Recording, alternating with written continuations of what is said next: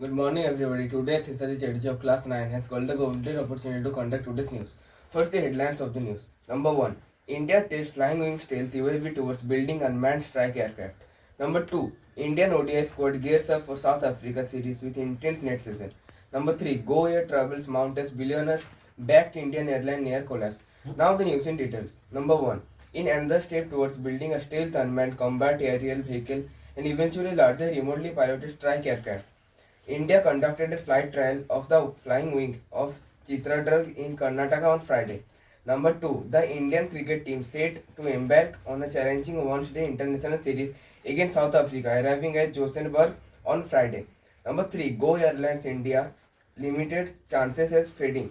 Chief Executive Officer Kaushik Khona quit at the end of November, saying he couldn't get the carrier flying again and their staff hadn't been paid for 6 months.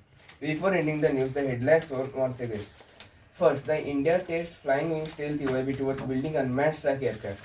Number 2, Indian ODI squad gears up for South Africa series with intense next season. Number 3, Grow Air travels mount as billionaire backed Indian airline near collapse. This is the end of the news. Thank you and have a great day.